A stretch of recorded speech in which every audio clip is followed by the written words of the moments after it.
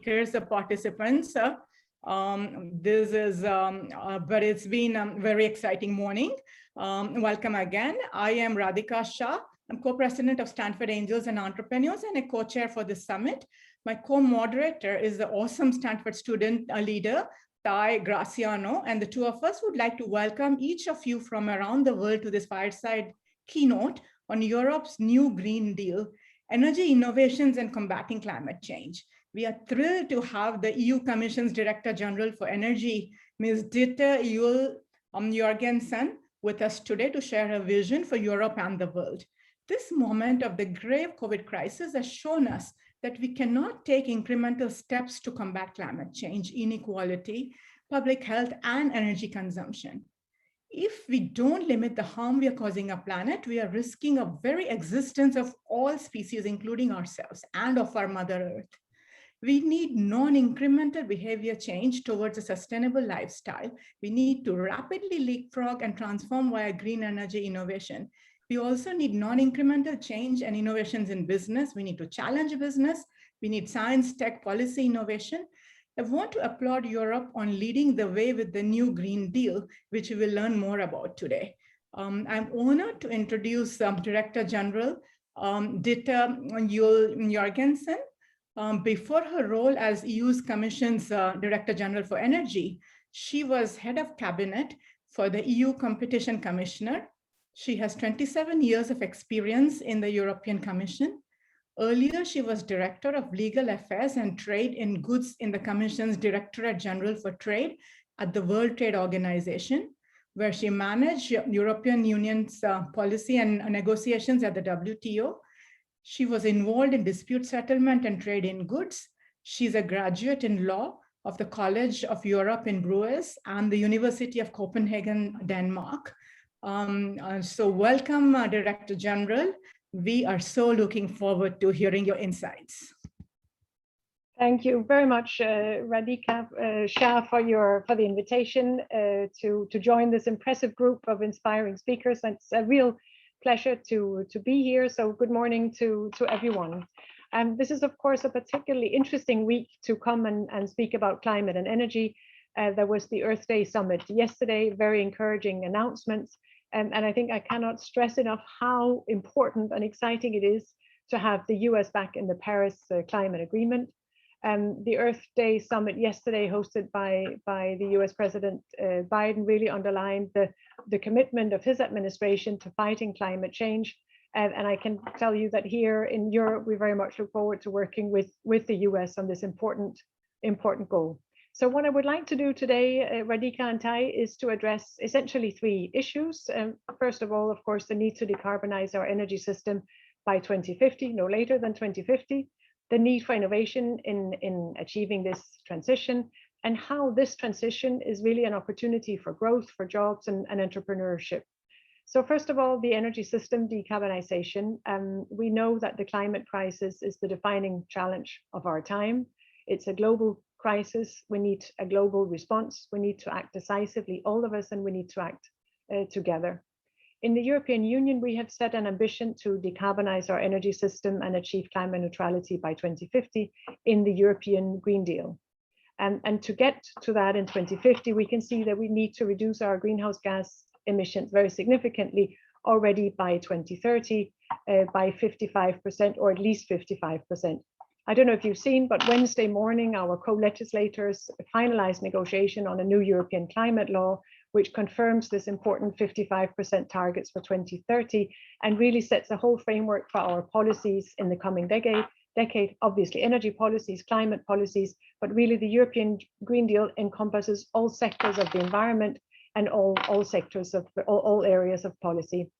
So that means on the basis of the climate law, it's now up to the European Commission to come forward with specific proposals for revisions of our legislation, of our regulation. In my field, in the energy field, the focus now is on renewable energy and energy efficiency as part of what we call the Fit for 55 package, which we're working on, which should be adopted in June.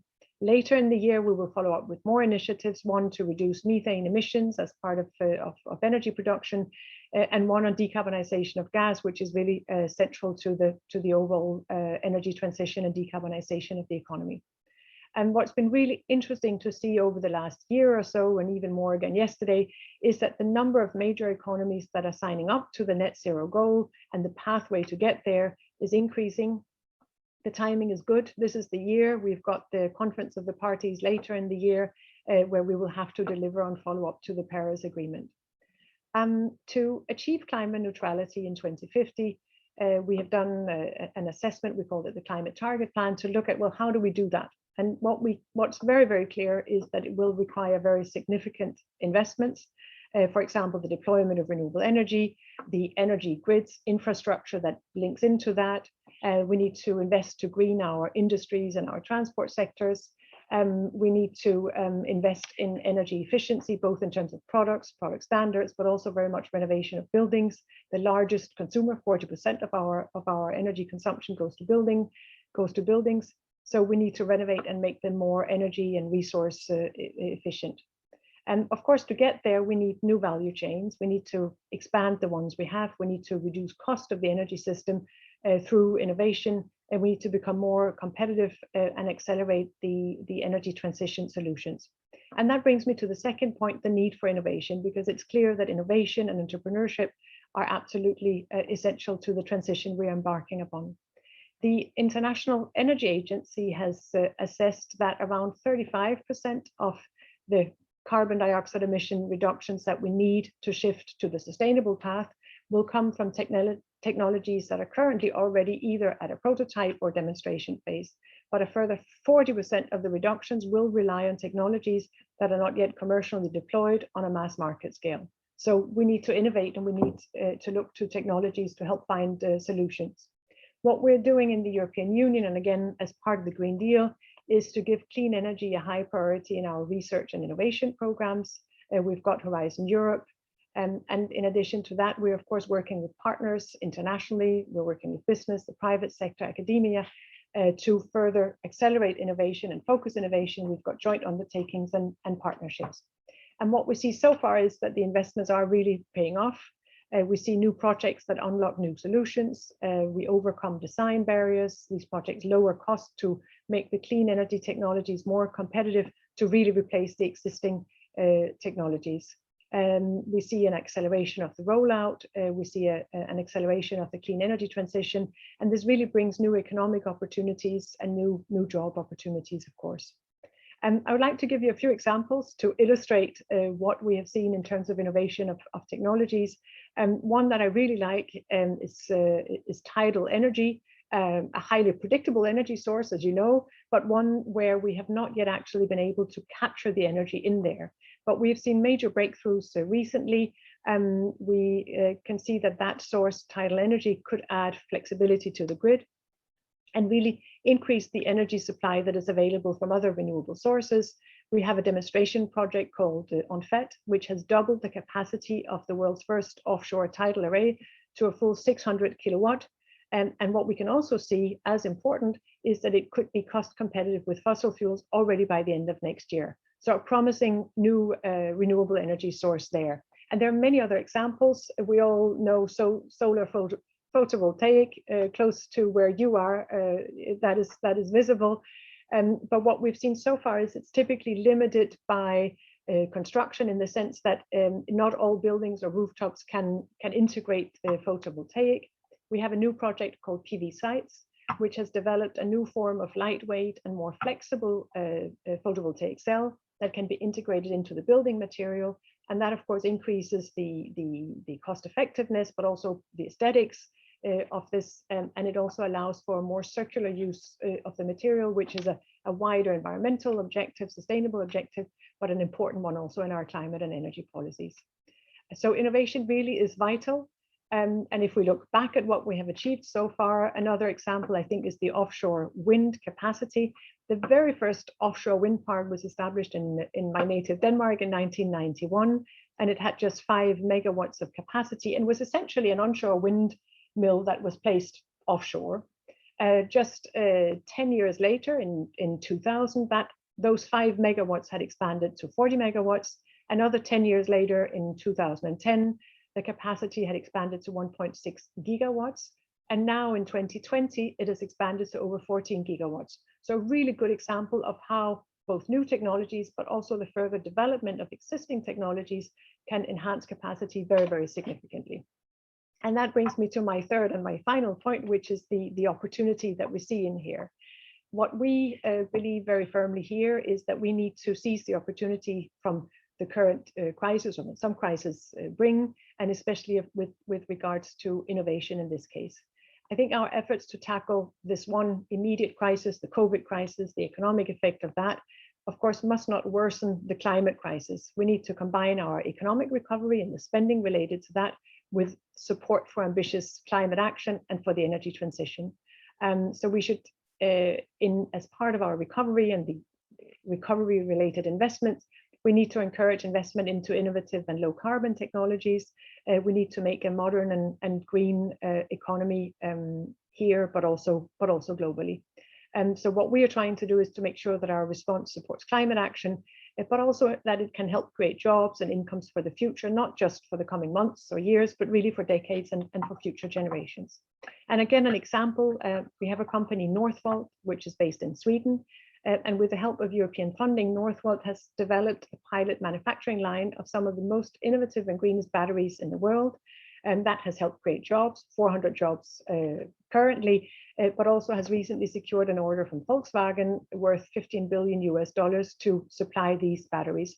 So a really good example, again, of innovation and development that marries response to climate, the energy transition, competitiveness, but also job creation and sustainability in a broader sense. And there are really many solutions. I don't know if you've ever heard of the Beyond 1,000 Solutions initiative, which has been developed by the Solar Impulse Foundation, which has identified 1,000 solutions of innovation, all processes or products that are either already marketed or ready for marketing. And the examples are, for example, smart energy management systems, small bird-friendly wind turbines for buildings, waste heat storage that can save between 20 and 50% of energy. So really interesting solutions. And I would recommend you to have a look at the list of 1,000 if you're interested in how innovation can contribute to tackling the climate crisis and bring us into the green energy transition. It's clear that decarbonizing the energy sector is a very significant challenge, but also, as I've said, a significant opportunity for jobs and growth. Innovation is essential to make the transition possible, but it really is also part of the economic engine and can unlock many opportunities for growth and job creation. We need, of course, market uptake of innovation, which is a challenge, and we see that very much here in Europe. And that requires us to align better our innovation, supply and demand, and really boost the scaling up of sustainable solutions. So a program like BASIS is valuable also to provide young and innovative minds an opportunity to become entrepreneurs and look forward to see how can they contribute to this important change and addressing the global climate challenge. So I hope that you have gathered from this that our ambition and our direction are both very clear. We are embarking in a clean energy transition towards climate neutrality. The success of our endeavors will depend on a large mix of a large range of different instruments, public and private, business, academia, international, working with partners. And we certainly need you. We need young people. We need entrepreneurs to seize the opportunities, to continue innovating, to help develop the solutions that are essential to transform our economic systems into a carbon neutral economy that is fit for this century. Thank you very much. Thank you for those inspiring remarks and the powerful examples, Director General. Let's quickly bring in the voice of youth. Tai, do you want to bring in your perspectives? A question. We have 5 more minutes, so we can have some dialogue between you and the Director General. Yeah, certainly. Thank you so much, Director. It's really exciting to see what Europe is doing. I'm definitely very grateful, especially as a young person. I think a lot of us are concerned with the fact that we have a very short timeline. So I'd like to ask you, what policies do you see Europe implementing in the next 5 years in order to remediate these effects and to solve things as fast as we possibly can, especially because of a warmer world? How will we cool spaces? What are your policies? we've got quite an ambitious agenda for the next couple of years. And I like the way you framed the question, the fact that we don't have much time. So talking about 2050 is important. We need to have this longer term target and goal so that we know what's the direction. But if we only look at 2050, we risk a backloading of all the action. We need to take action immediately.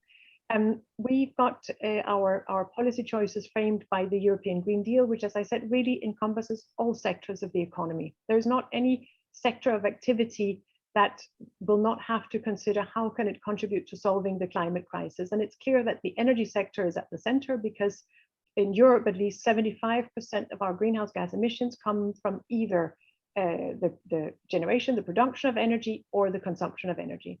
And that's why my first reply to you is that we need to look both at energy efficiency. How do we lower our consumption? And we can do a lot by building renovations, by product standards, as the most obvious examples. And how do we make sure that the energy we do consume, because we need energy, how do we make sure that the energy we consume is clean primarily by renewable energy, but of course also other clean sources? And how do we decarbonize the sources that are otherwise carbon related, fossil fuel in particular? One of the ways we're looking at it is through the energy system, because what we see in the current energy system is that it's not sufficiently integrated to be efficient. There's a lot of waste in the system because we typically look at power generation that then goes into industry and into buildings, and then we look at gases, fuels that goes into industry, for example. So they work in kind of parallel systems. We have been looking at how can you integrate the energy system to make use of all the energy that is otherwise lost between these different systems. How can we make better use of waste energy? So to give you a couple of examples of waste energy, we've got data centers that are extremely energy intensive and that produce a lot of waste heat. Now, either you just let that waste heat disappear, but that's energy lost, or you build the data center next to a city with district heating, and you can use the waste heat to go into the district heating system, thereby avoiding waste and having energy that is there. You don't have to produce it, it's there already, you need to bring it into the system. A smaller, kind of closer to home example is that there is new technology that would allow you to use everyone takes a warm shower in the morning, the warm water disappears, and because it's still warm, it's energy. So if you take that warmth and bring it into your household energy system, into your heating system, well, then it's waste that's being used, and therefore cheap and available energy. So the whole circularity of the system needs to be improved, and the integration of the system can help save energy. Another day-to-day example is we've got more and more electric vehicles. That's a good thing because they're much more energy efficient than the combustion engine, about 3 times more energy efficient. We typically park our vehicle outside our house, our home, and charge it overnight. But if you use that battery, obviously to help you drive the car, but you can also use the battery to store electricity at times when the production from sun or wind is not there, so that you have a more flexible system by using your own battery, your car battery, both for your transport, but also as a storage in your home. So there are lots of practical solutions that we need to start deploying and deploying at scale to really achieve the energy savings that we are looking for and that we need to address the climate challenge. Thank you, Director General. Ditte and I are very grateful to you for joining us today. There is some questions in the chat, but since we are running late and we have people from India, late night speaking next, we will wrap up. But Director General, if you have a couple of minutes, we would welcome you to answer the questions in the chat, or we can share them with you later. Sam, if you could get them to the